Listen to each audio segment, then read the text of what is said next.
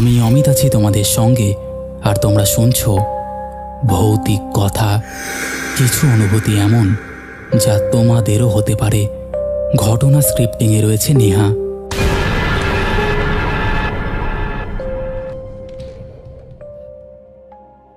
Welcome back.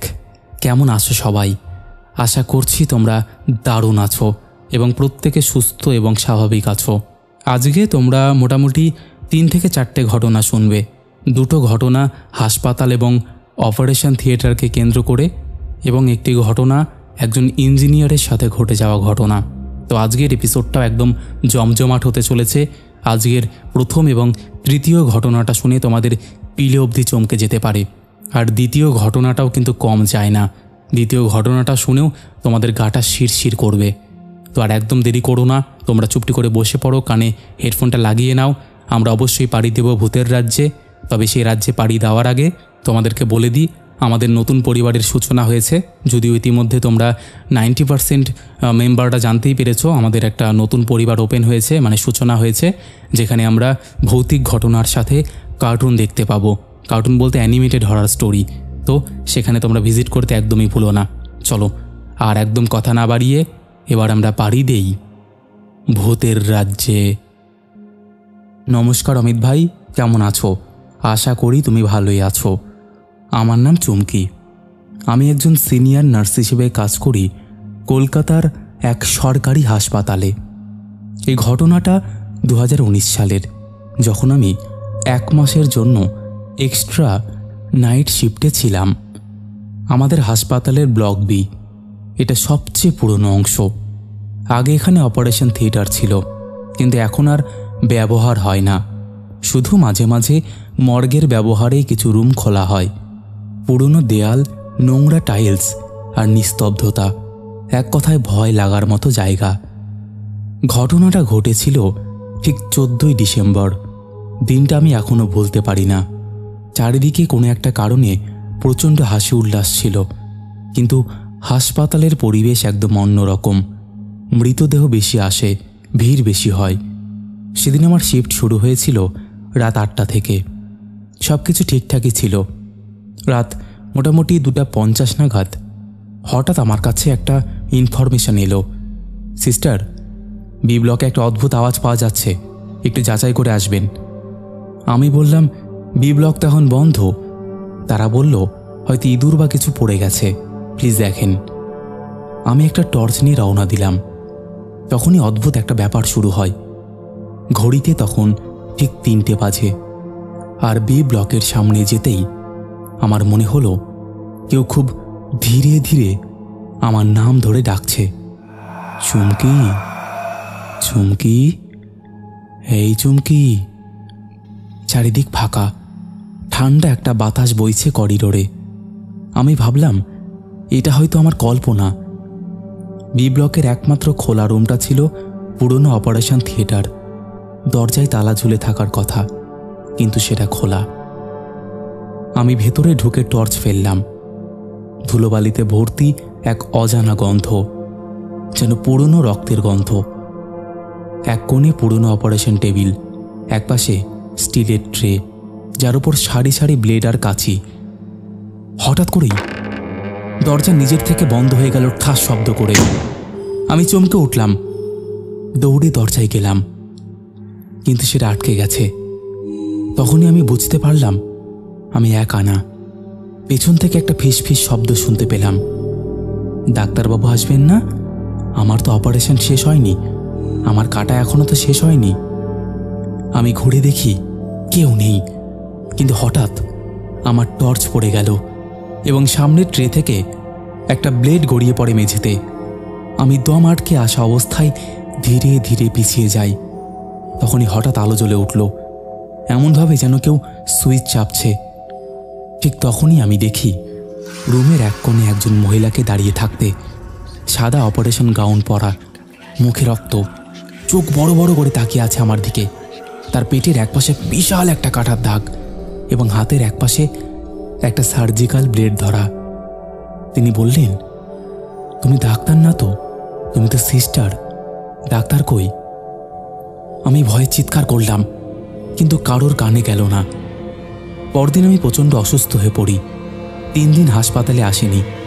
পরে আমার পরিচিত এক সিনিয়র ডাক্তার জানালেন, ঠিক 2007 সালে এই বি ব্লকে এক অপারেশনের সময় গাফিলতির কারণে এক মহিলা রোগী মারা যান। তার নাম ছিল বিজলি। তার বয়স তখন ছিল 34। তার অপারেশন শুরু হলেও ডাক্তারের গাফিলতির জন্য সেই রোগী সেখানেই মারা যায়। ঘটনার পরে সেই ডাক্তার আত্মহত্যা করেন এবং বি ব্লক বন্ধ হয়ে যায়। আর সবচেয়ে অদ্ভুত ব্যাপার হলো, সেই মহিলার আত্মা নাকি এখনও অপেক্ষায় থাকে সেই অপারেশন থিয়েটারে কোনো ডাক্তারকে খুঁজে ফেরে, যাতে অপারেশনটা তার কমপ্লিট হয়। সেই ঘটনার পর থেকে আমি কখনো রাত 3টার শিফটে কাজ করিনি। আজও কেউ যদি বি ব্লকে রাত 3টার সময় যায়, অনেকেই বলে তার এক মহিলার কান্নার শব্দ শুনতে পায়। হাসপাতালে নতুন ভবন হয়েছে, কিন্তু পুরনো এইরকম রক্তে লেখা ইতিহাস কেউ ভুলতে পারে না আজও। হাসপাতাল বা মর্গ, এই জিনিসগুলোর ঘটনা শুনলেই না মনের মধ্যে একটা অন্যরকম ফিলিংস আসে। এরকম মর্গ বা হাসপাতালের ঘটনা আমাদের এই পরিবারে অনেক আপলোড করা আছে, যেগুলো সত্যি কথা বিশ্বাস হয় না শুনলে যে এইরকম ঘটনা ঘটতে পারে। হাসপাতালের ঘটনাগুলো একদম অন্যরকমই হয়, আর মর্গের ঘটনা তো নাই বা বললাম। জানো, আমাদের এখানেও একটা মর্গ আছে, যেখানে গভীর রাতে কান্নার শব্দ শুনতে পাওয়া যায়। আজও সেই মর্গে রাত্রিবেলা লাইট জ্বলে ওঠে, এমনটা শোনা যায়। ইভেন কেউ যদি তার আশপাশ দিয়ে যায়, মানে সেই মর্গের পেছনেই একটা রাস্তা আছে, যেটা একটা শর্টকাট বা বলতে পারো এই রাস্তা থেকে ওই রাস্তা কানেক্ট করেছে এমন একটা রাস্তা। সেই রাস্তার পেছন দিয়ে কেউ যদি রাত্রিবেলা যায়, আজও তাদের গা ছমছম করে ওঠে। আজও মনে হয় কেউ যেন সেই মর্গ থেকে আর্তনাদ করছে। এরকমই একটা ঘটনা আমরা শুনেছিলাম। ঘটনাটা ঠিক রাত 2:30টার সময়। একজন লোক সাইকেল নিয়ে সেই রাস্তা দিয়ে যাচ্ছিল মর্গের পেছন দিয়ে। এমন সময় লোকটি দেখে মর্গের পেছনে যে পাঁচিলটা আছে, সেই পাঁচিলের ওখানে একটা বাচ্চা ছেলে চুপ করে বসে আছে। তো লোকটা সেই বাচ্চা ছেলেটাকে বলে, এই ছেলে, তোর বাড়ি কোথায় রে? এখানে এত রাতে বসে আছিস, বাড়িতে যা। কি রে? ছেলেটি কোনো উত্তর দেয় না। লোকটি আবার জিজ্ঞাসা করে, কি রে, চল চল আমার সাইকেলে ওঠ, আমি তোকে নামিয়ে দিয়ে আসছি। কোথায় বাড়ি তোর? এত রাতে কি জন্য এসেছিস? বাড়ি থেকে পালিয়ে এসেছিস নিশ্চয়ই, চল ওঠ। এরপর সে বাচ্চা ছেলেটা আস্তে আস্তে তার মুখটা তোলে এবং লোকটি যা দেখে তা দেখে সেই লোকটার হৃৎপিণ্ড বেরিয়ে আসার জোগাড় হয়ে যায়। লোকটি দেখে বাচ্চার চোখ দুটো পুরো লাল টকটকে হয়ে আছে, আর তার কপালে সেলাই করা, মানে পোস্টমর্টেম হওয়ার পরে মানুষের যেভাবে কপালে সেলাই করে ঠিক তেমন। লোকটির আর বুঝতে বাকি থাকে না যে আসলে তার সঙ্গে কি ঘটতে চলেছে। এরপর উনি পড়ি কি মরি করে রওনা দেন এবং ভগবানকে ডাকতে থাকেন। উনি কোনো রকমে বাড়িতে পৌঁছান, কিন্তু তারপর লোকটির মোটামুটি 15 দিন মতন জ্বর ছিল। লোকটি নাকি আজও সেই ছেলেটির মুখটি ভুলতে পারে না। এখনও সেই কথা মনে পড়লে লোকটির গা নাকি শিউরে ওঠে। আশা করছি ঘটনাটি তোমাদের ভালো লেগেছে। আমি এরকমই টার্গেট নিয়েছি যে প্রত্যেকটা ঘটনার পরে যদি সেই রকম রিলেটেড কোনো ঘটনা আমার জানা থাকে বা কোনো ছোট্ট ঘটনা আমার জানা থাকে যেগুলো আমি ডাইরেক্টলি শেয়ার করতে পারবো না, সেগুলো তোমাদেরকে এভাবেই শুনিয়ে দেব। আশা করছি তোমাদের ভালোই লাগবে। যাই হোক, আর কথা বাড়াবো না, তবে একটা কথা বলতে চাই, ভৌতিক কথা, কোনো রকম অন্ধবিশ্বাস, কোনো রকম কুসংস্কার বা কোনো রকম নেগেটিভিটিকে প্রচার করে না। ভৌতিক কথার কাজ শুধুমাত্র মানুষের জীবনে ঘটে যাওয়া ঘটনা সবার সামনে তুলে ধরা, নচেত আর কোনো উদ্দেশ্য নেই। তাই যারা বিশ্বাস করছো না তারা এগুলোকে এন্টারটেইন হিসেবেই নিয়ে নাও। চলো আর একদম কথা না বাড়িয়ে এবার আমরা শুরু করে দিচ্ছি পরের ঘটনা। ঘটনাটা 2020 সালের অমাবস্যার রাতের। গোটা দেশ তখন লকডাউনে স্তব্ধ। আমি ছত্তিশগড়ের একটা রিমোট কয়লা খনির সাইডে ইঞ্জিনিয়ার হিসেবে কর্মরত। কাজটা জরুরি পরিষেবার অন্তর্ভুক্ত হওয়ায় ছুটি মেলেনি। আর তাতে অগত্যা প্রতিদিন বাইকে চেপে 22 কিলোমিটার দূরের সাইডে যেতে হতো। এক পাশে ঘন জঙ্গল আর এক পাশে নির্সার গ্রাম, ঠিক মাঝখানে সরু পিচ ঢালা রাস্তা। সেই পথে প্রতিদিন যাতায়াত। সেদিন সন্ধ্যায় ডিউটি শেষে আমি আর অফিসের এক জুনিয়র বাইকে করেই ফিরছিলাম। সময় তখন রাত প্রায় 8টা।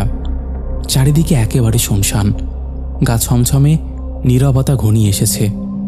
ঠিক তখনই হঠাৎ পাশ থেকে এক ঝলক চোখ ধাঁধানো সাদা আলো ফট করে উড়ে এলো আমাদের বাইকের সামনের দিক দিয়ে। বাইকটা আচমকাই থেমে গেল। আমরা দুজনেই কিছুক্ষণ নিস্তব্ধে দাঁড়িয়েছিলাম। কোনো শব্দ নেই, শুধু নিজের শ্বাস প্রশ্বাসের আওয়াজ শোনা যায়। বহু কষ্টে আবার বাইক স্টার্ট করে ফিরলাম ভাড়া বাড়িতে। রাতে একটু ফ্রেশ হয়ে মুরগির মাংস রান্না করতে বসি। সাইটের পাশে এক গ্রাম থেকে কষ্ট করে সংগ্রহ করেছিলাম। রান্না শেষ করে অল্প একটু খেলাম আর একটু হালকা ড্রিঙ্ক করে বিছানায় গেলাম। কিন্তু মনটা অদ্ভুত খারাপ লাগছিল, যেন কেউ পাশে দাঁড়িয়ে আছে, শ্বাস নিচ্ছে, অথচ দেখা যাচ্ছে না। ঘুম আসেনি খুব একটা, তবুও ক্লান্তিতে চোখ লেগে গিয়েছিল। রাত প্রায় 2টো। হঠাৎ ঘুম ভেঙে যায় একটা আওয়াজে। তার যেন পায়ে ঘুঙুর বাঁধা। প্রথমে ভাবলাম ভুল শুনছি, কিন্তু সঙ্গে সঙ্গেই মোবাইল চার্জারটা ঝাঁকুনি দিয়ে প্লাগ থেকে ছিঁড়ে ছিটকে মেঝেতে পড়ল। আমার ঘরটা ছিল 2য় তলার একেবারে প্রান্তে। পুরো বিল্ডিং ফাঁকা। সবাই লকডাউনের প্রথম দিকে ফিরে গিয়েছে নিজ নিজ বাড়িতে। আমি ছিলাম একা। এরপর যা হলো তা ভাষায় বর্ণনা করা কঠিন। সিলিং ফ্যানটা হঠাৎ করে বিকট শব্দে খুলে পড়ে গেল, ঠিক আমার মাথার 1 ইঞ্চি দূর দিয়ে। রান্নাঘরের ড্রাম উল্টে পড়ে জল কলকল শব্দ করে গড়িয়ে গেল মেঝেতে।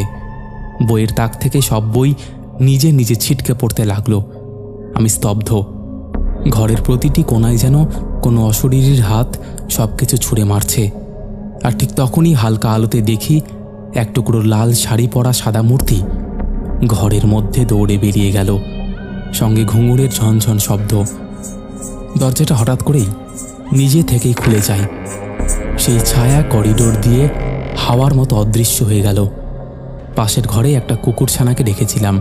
বাইরে বৃষ্টি হচ্ছিল বলে ওকে ভেতরে রেখেছিলাম। হঠাৎ সে এমন শব্দে চিৎকার করতে লাগলো যেন কেউ তাকে পিষে ফেলেছে। ছুটে গেলাম দেখে সে হাওয়ার মতো মেঝে থেকে ভেসে উঠে আমার দিকে ছুটে এলো, যেন কেউ তাকে ছুঁড়ে দিল। এরপর আবার মেন দরজাটা খুলে গেল নিজে থেকেই। করিডোর দিয়ে পায়ের আওয়াজ ধীরে ধীরে দূরে সরে গেল। ভোরের দিকে সাহস করে নিচে নেমে এলাম। গ্রাউন্ড ফ্লোরে থাকা এক স্টাফকে সব খুলে বললাম। সে শুনে একটু অবাক হলো না, শুধু বলল, এই ফ্ল্যাটে আগেও এরকম হয়েছে, বিশেষ করে অমাবস্যার রাতে। কাল ছিল অমাবস্যা। তার গলায় ভয়ের চেয়ে বেশি অভ্যস্ততার ছোঁয়া।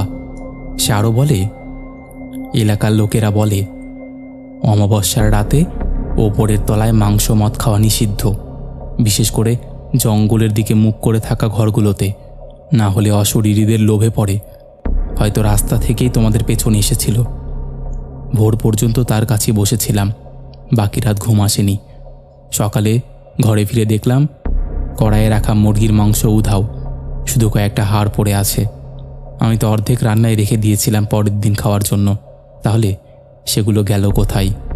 ভাবতেও কেমন অদ্ভুত লাগে। তো এই ছিল আমার ঘটনা। ভালো লাগলে পড়ে শুনিও। বন্ধুরা, এই ছিল আমাদের দ্বিতীয় ঘটনা। তোমাদের সাথে যদি এমন হয় তোমাদের কেমন ফিল হবে বলো তো?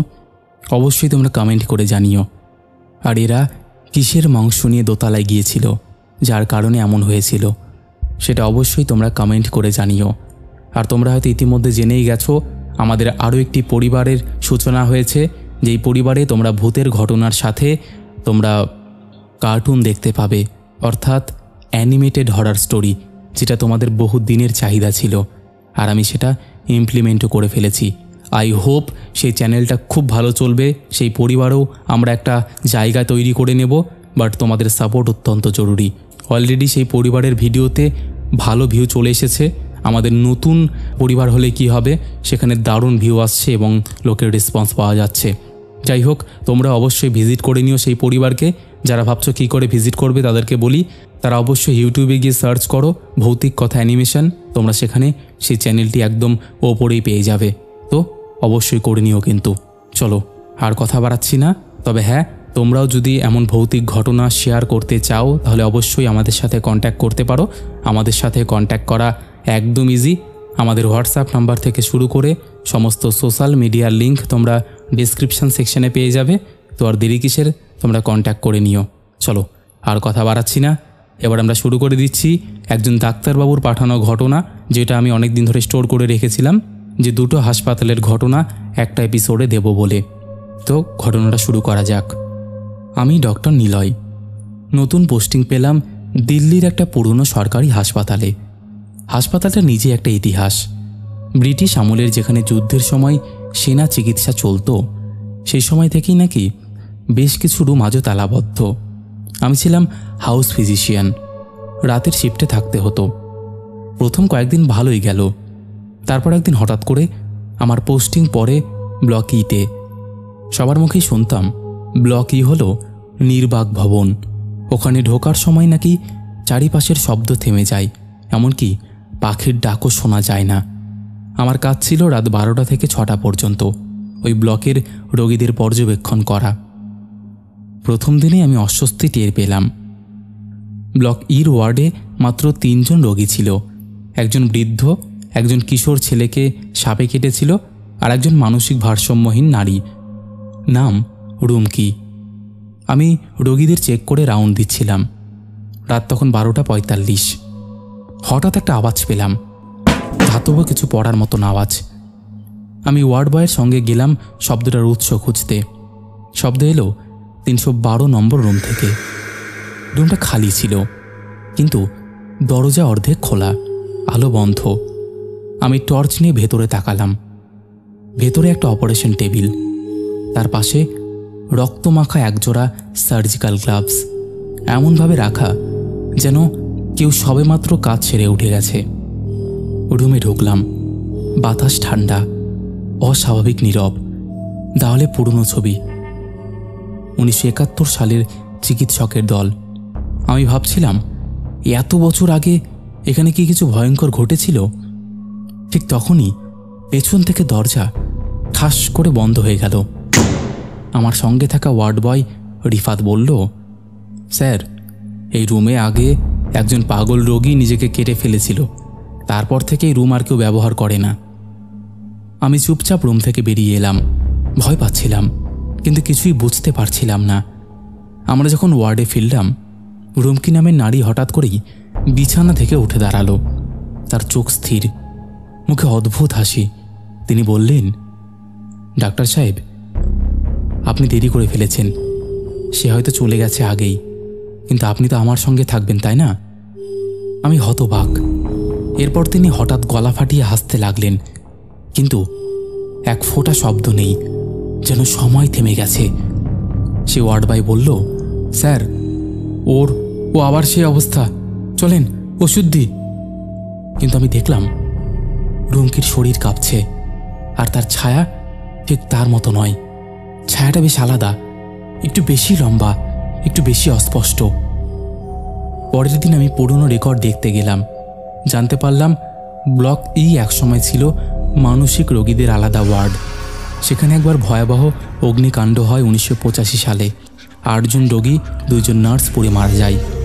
তাদের লাশ বের করা হয়নি, শুধু ধ্বংসস্তূপ পরিষ্কার করে রং করে আবার ব্যবহার শুরু হয়।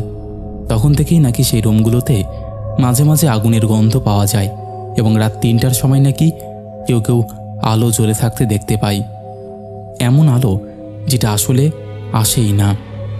একবার এক ইন্টার্ন চিকিৎসক 312 নম্বর রুমে ঢুকে আর বের হয়নি। পরে তাকে পাওয়া যায় স্টোর রুমে, নিথর বসা অবস্থায়, মুখ দিয়ে ফেনা বের হচ্ছিল। আজও তার মৃত্যু রহস্যে ঘেরা। যাই হোক, আমি আবার রাত 3টার সময় রাউন্ডে বের হলাম। এক রোগীর কাছে যেতেই সে আমার হাত ধরে বলল, স্যার, কাল রাতে একজন আমার ঘাড়ে বসেছিল। নার্স ম্যাম বলছে ওটা ঘুমের ঘোর, কিন্তু সে আমার নাম ধরে ডাকছিল। আমি তাকে চিনি না, কিন্তু সে আমাকে চেনে। আমার গাটা কাটা দিয়ে উঠল। ঠিক তখনই আমার পেছনে থাকা এক নার্স এসে বলল, স্যার, আপনি কিছু খুঁজছেন? আমি চমকে ফিরে তাকালাম। যে নার্সটাকে দেখছি সেতেই ব্লকে পোস্টিং না? আমি আর কিছু ভাবতে পারছিলাম না, বেরিয়ে এলাম রুম থেকে। তৃতীয় রাতে আমি সিদ্ধান্ত নিলাম ব্লক ইর সিসিটিভি ফুটেজ দেখব। ভোরবেলায় ফুটেজ দেখে যা পেলাম তাতে আমার গা ঠান্ডা হয়ে গেল। রাত 3:12, 312 নম্বর রুমের দরজা খুলছে। ভেতর থেকে এক মহিলা বের হচ্ছে। মুখ দেখা যাচ্ছে না, লম্বা চুল, ধবধবে সাদা গাউন। তিনি করিডোরে হেঁটে যাচ্ছেন। সামনে কেউ নেই, অথচ তিনি কারোর সাথে কথা বলছেন। হঠাৎ করে ক্যামেরাটা ঝাঁকি খায়। কিছুক্ষণ ব্ল্যাকআউট, আবার চালু হলে দেখা যায় কিছুই নেই। সেই রাতেই আমি ব্লক ই থেকে পোস্টিং বদলের আবেদন করি। আজ অনেক বছর হয়ে গেছে। আমি এখন অন্য হাসপাতালে কর্মরত। মাঝে মাঝে যখন কোনো রোগী হঠাৎ করেই সে রুম কি নামটা নেয়, তখন আমার ভেতরটা কেঁপে ওঠে। ব্লক ইটা আজও আছে, তার দরজায় তালা, কিন্তু লোকজন জানে না তালার ওইদিকে কে আছে, কাকে খুঁজছে, আর কেই বা ডাকছে নাম ধরে। তো এই ছিল অমিত ঘটনাটা। আমি একটু নাটকীয় আকারে লিখলাম। আশা করছি তোমাদের ভালো লাগবে। তো কেমন লেগেছে অবশ্যই তোমরা কমেন্ট করে জানিও। চলো এবার আমরা শুরু করি পরের ঘটনা। দিদি লিখছে, হরে কৃষ্ণ অমিত ভাই, তুমি কেমন আছো? আমি তোমার চ্যানেলের নতুন শ্রোতা। গত কয়েক মাস ধরে শুনছি। তোমার ঘটনা খুবই ভালো লাগে। আমার মেয়ে দুপুরে ও রাতে খাওয়ার সময় তোমার ঘটনাই শোনে। এই ভৌতিক কথায় ভৌতিক, অতিলৌকিক এবং অলৌকিক ঘটনা সবই শুনি। তা সত্যি বলতে ভীষণ ভালো লাগে। আমার কাছে প্রচুর গল্প আছে। গল্প বলা ভুল হবে, সবই সত্য। আমার ছেলেবেলা কাটে কলকাতার ডালহৌসিতে। আমি যখন 7ম ক্লাসে পড়তাম তখন আমার বাবার রিটায়ারমেন্টের পর আমরা মামার বাড়ির এলাকায়, মানে দক্ষিণ 24 পরগনার বাওয়ালির বাসিন্দা হয়ে চলে আসি। বাবা, দাদু এবং নিজের সঙ্গে ঘটে যাওয়া আমার কাছে অনেক ঘটনা আছে। তোমাকে কথায় কথায় একটা কথা বলতে ভুলেই গেছি। আমার নাম পুতুল রায়। দক্ষিণ 24 পরগনার বাওয়ালি থেকে ঘটনাটা পাঠাচ্ছি। আমার বাবার ছেলেবেলাকে নিয়েই আমার ঘটনাটা। বাবা বিহারের গোপালগঞ্জে থাকতেন। তিনি ছোটবেলা থেকেই খুবই সাহসী ও ডানপিটে ছিলেন। কারোর প্রতি তার বুকে ভয় বলে কিছুই ছিল না, শুধুমাত্র নিজের বাবাকে ছাড়া। তখনকার দিনে গ্রামে নানান জায়গায় রামলীলা যাত্রার মাধ্যমে অনুষ্ঠিত হতো। আমার ঠাকুরদাদার সঙ্গে আমার বাবা সেই রামলীলা দেখতে প্রায় 2 থেকে 2.5 কিলোমিটার দূরে অন্য একটা গ্রামে যাবেন বলে স্থির করেন। রামলীলা শুরু হয় তখন রাত প্রায় 9টা বেজে গেছে। আমার বাবা বায়না করতে থাকেন বাড়ি ফেরার জন্য, কিন্তু আমার ঠাকুরদা আমার বাবাকে বুঝিয়ে চুপ করিয়ে রাখেন। প্রচণ্ড ঘুম পাওয়ার দরুন আমার বাবা বাড়ি ফেরার জন্য এবারে জেদ করতে থাকেন। তখন আমার ঠাকুরদাদা বলেন যে তুমি এগোও, তারপরে আমি যাচ্ছি।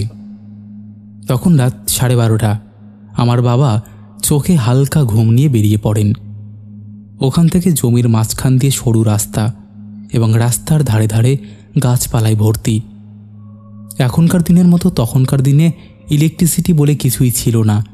প্রায় 8খানা চাঁদে ভালোই রাস্তা দেখা যাচ্ছিল। শুধু বড় বড় গাছের আড়ালে রাস্তা ছিল অন্ধকার। বাবা বাড়ির উদ্দেশ্যে হাঁটা দেন। খানিকটা দূর যাওয়ার পর বাবার মনে পড়ে যে রাস্তায় একটা জনপ্রাণীও নেই।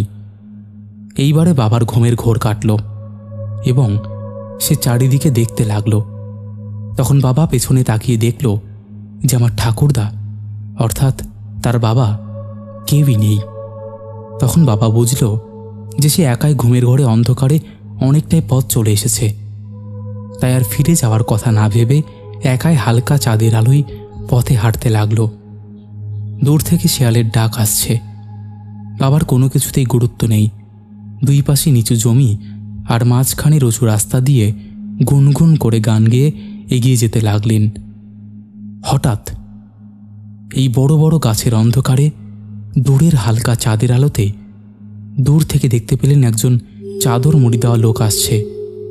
হ্যাঁ, বলা হয়নি, তখন কিন্তু শীতকাল ছিল। বাবা দেখে ভাবলেন কেউ হয়তো রামলীলা শুনতে যাচ্ছেন। এই ভেবে তিনি নিজের মতন চলতে লাগলেন। হঠাৎ তার মনে হলো যে লোকটি যত এগিয়ে আসছেন তত তার আকার যেন বেড়ে যাচ্ছে। প্রথমে মনের ভুল ভাবলেও ধীরে ধীরে তার মনে হয় এটা তার মনের ভুল নয়, এখন যেন আগের থেকে অনেকটাই লম্বা লাগছে। হ্যাঁ, বলে রাখি, আমার বাবার বয়স তখন মাত্র 8 বছর।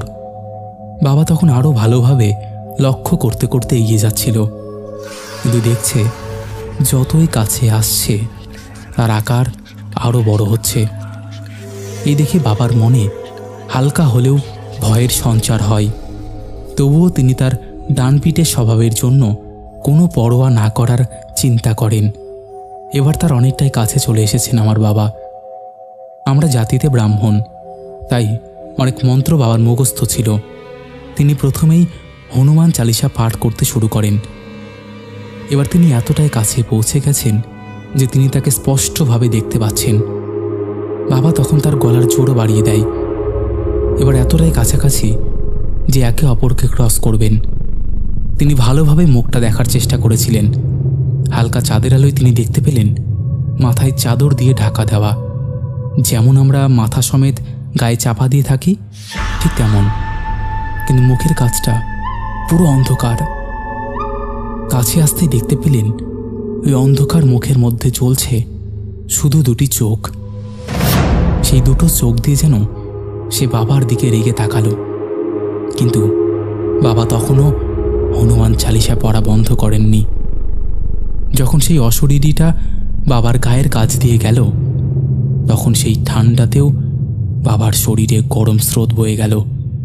আগে যতটা দেখেছিলেন তার থেকে অশরীরীটির আকার অনেক বড় হয়ে গিয়েছিল। ধীরে ধীরে সে বাবাকে দেখতে দেখতে বাবার পাশ দিয়ে গেল, আর বাবাও তার দিকে দেখতে দেখতে তাকে ক্রস করল। এভাবে আমার বাবা হনুমান চালিসার গতিটাও বাড়িয়ে দিল, যতক্ষণ না বাবা বাড়িতে এসে পৌঁছায়। যখন আমার ঠাকুরদার মনে পড়ে যে আমার বাবাকে তিনি একা চলে যেতে বলেছেন, তখন প্রায় ভোর 4টের কাছাকাছি। তখন তিনি বাড়ি এসে আমার বাবার মুখ থেকে সব কথা শুনলেন এবং তিনি মনে মনে আফসোস করতে লাগলেন যে তিনি আমার বাবাকে কেন একা আসতে বলেছিলেন। এই হলো আমার বাবার সঙ্গে ঘটা একটা সত্যি ভৌতিক ঘটনা। আমার কাছে আরও অনেক ঘটনায় আছে, পরে পাঠাবো। আর আমি হয়তো ভালো করে গুছিয়ে লিখতে পারলাম না, তুমি নিজের মতন করে সাজিয়ে নিও, কারণ এটা আমার প্রথম ঘটনা। আর ভৌতিক কথা পরিবার যেন অনেক বড় হয়, আর সব শ্রোতারা শুনে আমায় বলবে যে ঘটনাটা কেমন লেগেছে।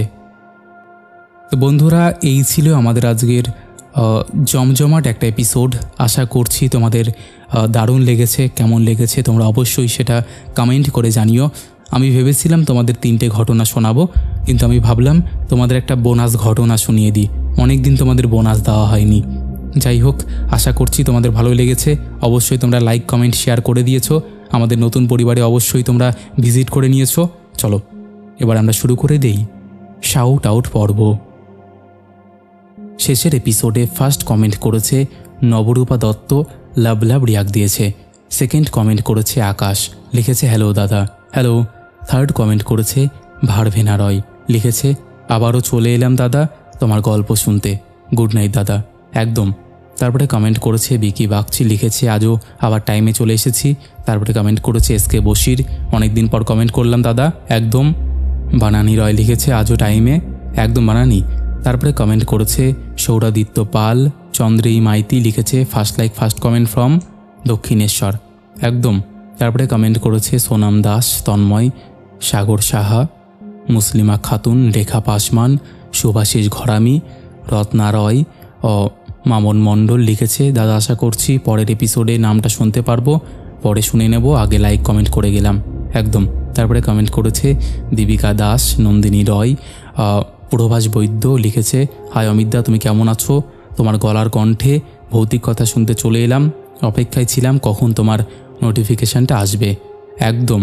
তারপরে কমেন্ট করেছে রাহুল বর্মন, রবিন সামন্ত, বিপ্লব দে, রাহুল বর্মন, দীপিকা দাস, লিখেছে দাদা আমার খুব ইচ্ছে ভৌতিক কথার একটা লাইভ কনসার্ট হোক, আমরা সবাই ভৌতিক কথার ফ্যানেরা থাকবো, তুমি আমাদের সামনে লাইভ গল্প বলবে উইথ ব্যাকগ্রাউন্ড মিউজিক, একদম গো, যদি কোনোদিনও পসিবল হয় অবশ্যই আমি চেষ্টা করব।